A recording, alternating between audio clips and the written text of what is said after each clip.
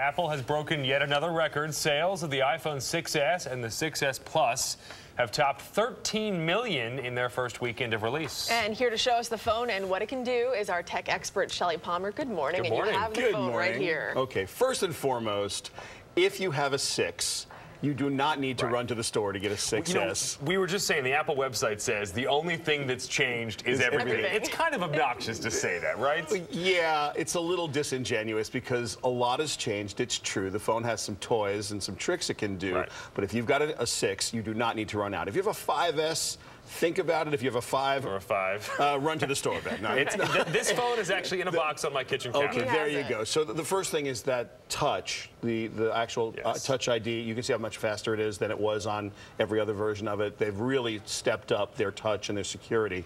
The couple of things it does that are really interesting, it's got a pressure screen they're calling 3D Touch.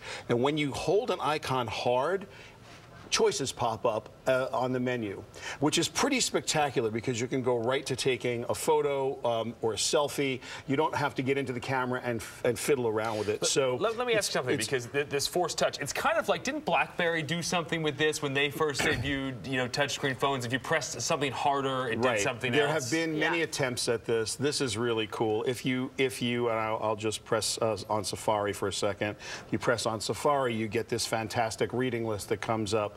And it allows you to, literally anything that is enabled with Force Touch or the 3D Touch will allow you to get a menu. That's pretty handy, and you think it's not going to matter, but it really does. It's pretty spectacular. The other thing this thing does, it's super cool. I took a picture of you guys a minute ago, and they have this thing called Live Photos, and when I press on the photo, it actually makes like a little GIF file, and you guys, I have to do it with my thumb, you guys actually come to life.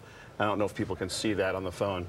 We'll bring you to life here for a second. Let's see if I can bring us to life. Yes, I'll see if I can bring you guys to life. Oh, there you are. Oh. So it captures a couple of frames before. It makes a GIF file. It's actually pretty funny. So I don't know if you guys can actually see this, but now you've been waving and screaming and waving. It's pretty spectacular. That's pretty cool. Now look, it's as cool as that is, it's 2 times the file size. So if you got a small iPhone, like a 16 gig iPhone or a 32 gig iPhone. Well, don't ever buy the 16 gig at this point. I agree with that. Right, you should really, the most amount of storage you can afford. All I'm saying is that when you take 4K video, which this shoots, or if you take one of these really cool live pictures, every cool live picture is twice as big as a regular picture, so you have to be a little careful. Cool tricks, but at a cost. What about the camera itself? Do you find that it's a better camera? Look, the camera in the iPhone, on specifications, looks like there are better cameras in other phones around the world.